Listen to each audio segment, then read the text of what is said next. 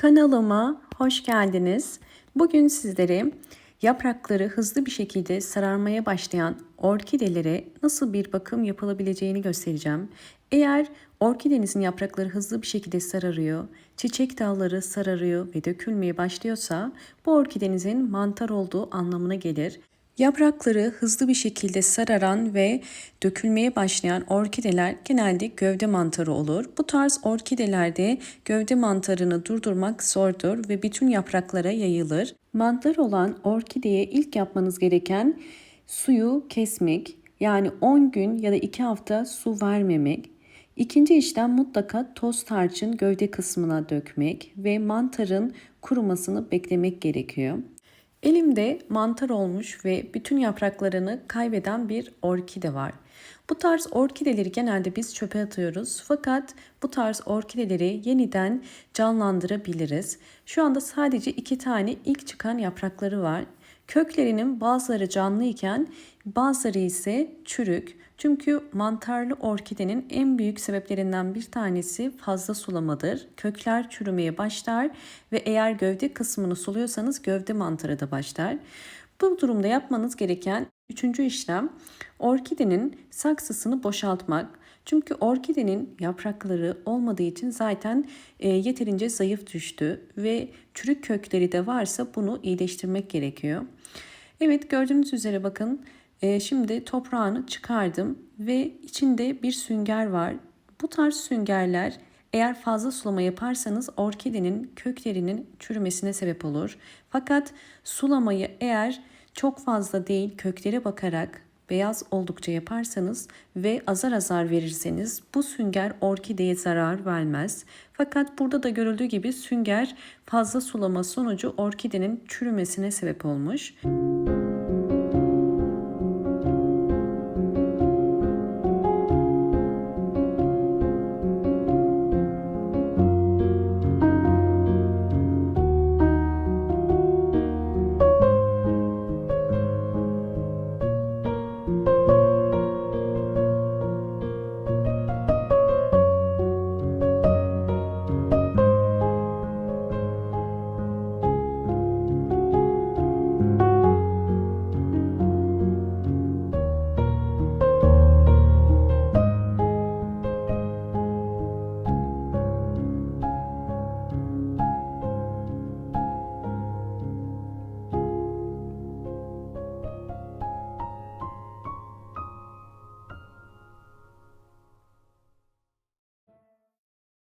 Çürüyen orkide köklerini kesiyorum. Çürüyen orkide kökleri tel şeklinde kalıyor. Bu yüzden bunları kesebilirsiniz. Sararan orkide köklerini kesinlikle kesmeyin. Sadece içi boşalan ve sünger gibi olan kökleri kesiyoruz.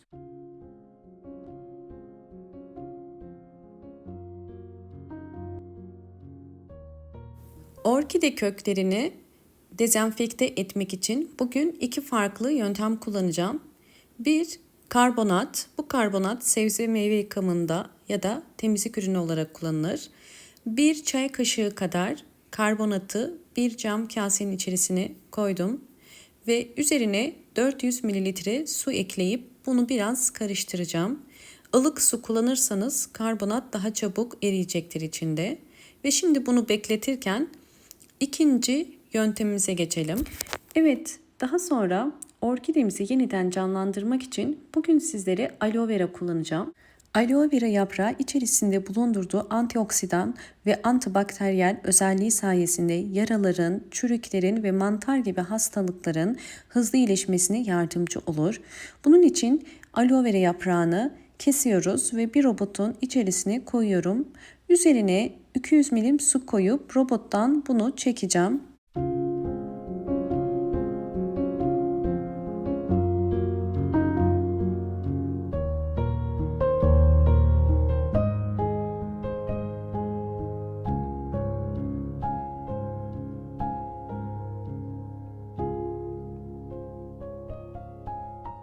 Aloe verayı robottan çektim ve şimdi posasından ayırmak için süzüyorum. Bu kadar bir aloe vera suyu çıktı. 200 milim. Aloe vera suyunun içerisine daha önceden beklettiğim karbonatlı suyumu dökeceğim. Karbonatlı su bu şekilde dinlendi ve karbonat eridi. Bir cam bardağı koyuyorum. Toplamda 200 mililitre burada karbonatlı su var. Ve şimdi bunu hazırlamış olduğum aloe vera kürünün içerisine ekliyorum.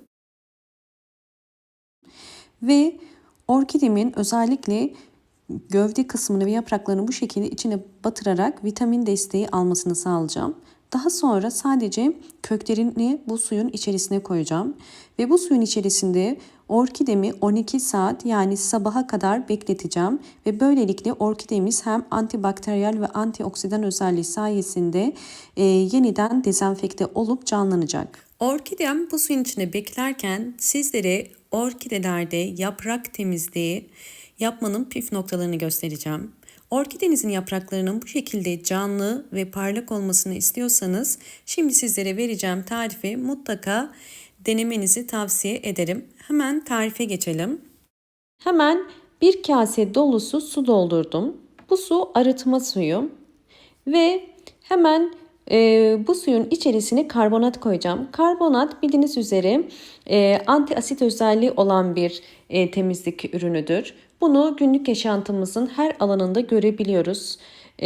Bunun için kullanacağım yaprak temizliğinde sadece 1 çay kaşığı kadar dolduruyorum bakın. 1 çay kaşığı dolusu karbonatı bir kase suyun içerisine yani 200 milim su olarak düşünebilirsiniz.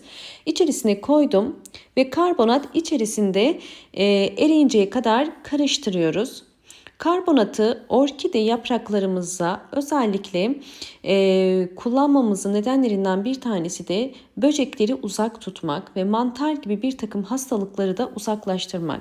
Özellikle bahçeniz varsa ya da eğer evde çiçek besliyorsanız maalesef çiçeklere zarar verebilecek böcekler ya da kemirgenler olabiliyor ve bunları uzaklaştırmak için mutlaka karbonat kullanın. Üzerine de nem yağı kullanacağım. Daha önceki videolarımda size nem yağından bahsetmiştim. Nem yağı biliyorsunuz ki tespih ağacından üretilen tamamıyla doğal bir yağdır. Bu yağdan da yine aynı şekilde bir tatlı kaşığı kadar nem yağı kullanıyorum. Nem yağı özellikle orkidelerin yapraklarını bir takım mantar gibi hastalıklardan, trips böceği için ya da unlu bit, kabuklu bit gibi bir takım böceklerden koruyan bir yağdır ve özellikle orkide yapraklarına bir canlılık ve parlaklık sağlar. Bakın ikisini karıştırıyorum şu anda. Karbonat ve nem yağını karıştırdık. Bu orkidelerimiz için çok faydalı bir karışım oldu. Bunu nasıl kullanabiliriz? Hemen sizlere göstermek istiyorum. Çiçeklerimizin yapraklarını uzun süre silmediğimiz zaman bu şekilde bakın tozlanabiliyor ve bu tozlarda bazen bizim göremediğimiz özellikle yaprak altlarında bir takım hastalıklar ya da böceklenmeler oluşabiliyor. Ve bunlardan korunmak için mutlaka orkidelerinizin yapraklarını düzenli olarak hem alttan hem de üstten silmeniz gerekiyor. Bunun için bir pamuğu bakın hazırlamış olduğum karışıma döktüm ve bu şekilde yavaş bir şekilde yaprakları çok incitmeden siliyorum. Bakın sildiğim gibi hemen üzerindeki renk tonunun farklılığını görebiliyorsunuz. Daha canlı, parlak ve yeşil görünüyor şu an. Bakın yakından da göstermek istiyorum. Bakın hemen canlandığını sizler de görebiliyorsunuz. Bu özellikle içerisine koyduğum nem yağından dolayı parlaklık sağlıyor ve orkidelerin daha canlı durmasını sağlıyor. Ve nem yağı kokusundan dolayı da gelebilecek her türlü böcek ve haşerelerin uzaklaşmasına da yardımcı oluyor. Çünkü ağır bir kokusu var. Fakat kesinlikle nem yağını direkt yapraklarına sürmeyin. Bunu da belirtmek istiyorum ve mutlaka su ile karıştırıp yapın. Bakın gördüğünüz üzere yaprak altlarında siliyorum. Özellikle bitkilerinizi bunu hasta olmadan önce ya da böceklenmeden önce kullanmalısınız. Eğer bizler bu tarz karışımları böceklendikten sonra, ileri seviyede hastalandıktan sonra kullanırsak maalesef istediğimiz sonucu elde edemiyoruz. Çünkü bunlar tamamıyla doğal yöntemlerdir. Ve bu tarz doğal yöntemler bizim orkidelerimize düzenli olarak kullandığımız zaman hem böceklenmesine karşı hem küf hem mantar hastalığına karşı korunmuş oluyoruz. Ve bu tarz problemlerle karşılaşmamış oluyoruz.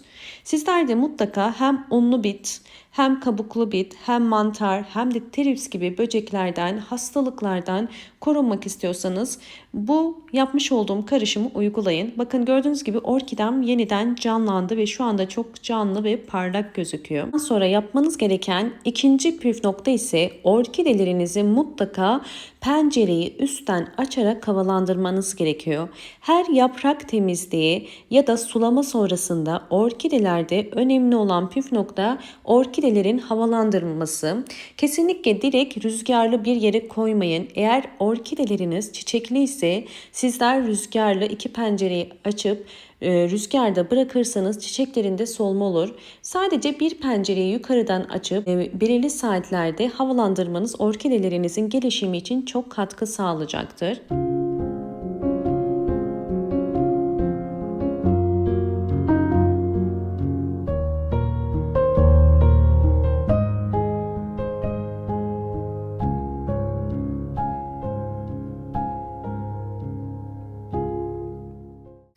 Videomu buraya kadar izlediyseniz ve beğendiyseniz hemen beğen tuşuna basıp ve videolarımdan haberdar olmak için sağ köşedeki zil sesini de açık konuma getirmeyi unutmayın. Gördüğünüz üzere şu anda orkidelerimin yaprakları çok daha canlı ve parlak.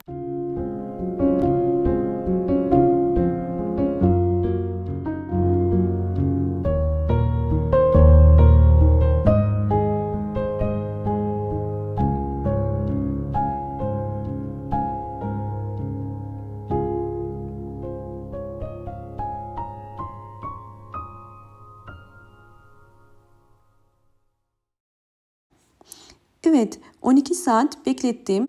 Yeterince vitamin desteği sağladı ve dezenfekte oldu. Şimdi bu orkidemi yeni saksısına dikeceğim.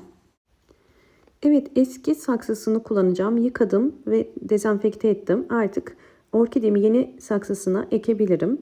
Bunun için ilk olarak toprak olarak Hindistan cevizi torfu kullanıyorum. Hindistan cevizi torfu orkideler için en ideal topraktır. Bunu çiçek satan marketlerde zaten bulabilirsiniz. İlk olarak Hindistan cevizi torfundan çok az en altına koyuyorum. Eğer sizlerde kil bilyesi varsa drenaj oluşturması için kil bilyesi de koyabilirsiniz. Ve orkidemi saksının içerisine koyacağım. Özellikle kök kısımlarının bazıları saksının kenarına gelmesi gerekiyor. Sulama zamanını ayarlayabilmek için. Ve üzerine Hindistan cevizi torfu döküyorum.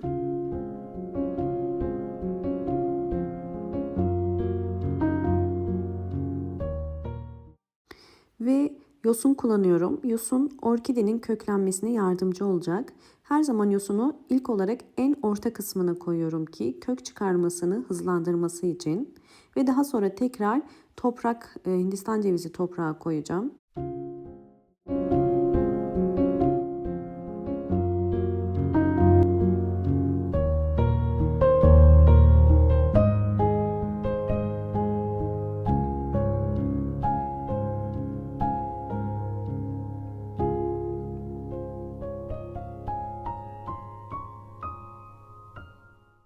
Evet, artık orkidemi yeni saksısına ektim. Özellikle ekerken bakın köklerin kenarlara gelmesine dikkat ettim.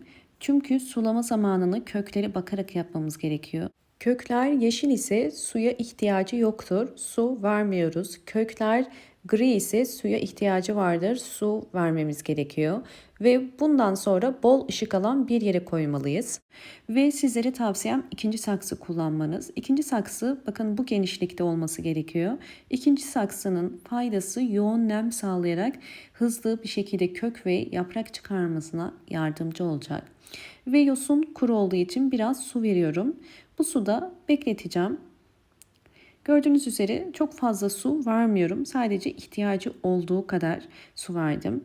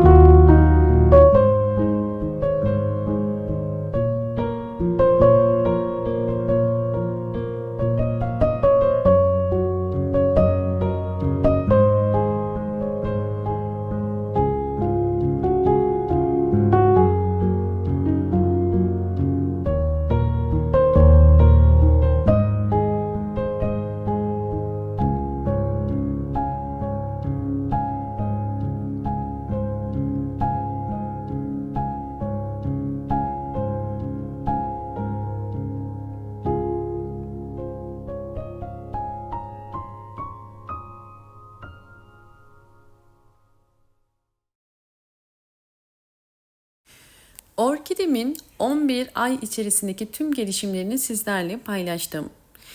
Hiç yaprağı kalmayan orkide gördüğünüz üzere şu anda bol bol yeni yapraklar çıkardı ve aynı zamanda yeni bir çiçek dalı çıkardı. Bu yöntemde orkide eskisi gibi yeniden yeni bir küçük orkide haline gelmiş oldu. Yani sizler de bu tarz orkidelerinizi çöpe atmak yerine bu anlattığım püf noktalar ile birlikte bakarsanız eğer bu şekilde kurtarabilirsiniz.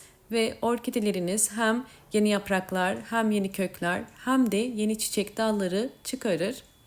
Umarım bu anlattığım bütün püf noktalar sizler için faydalı olmuştur. Videomu buraya kadar izlediğiniz için teşekkür ediyorum. Hoşça kalın, sağlıkla kalın.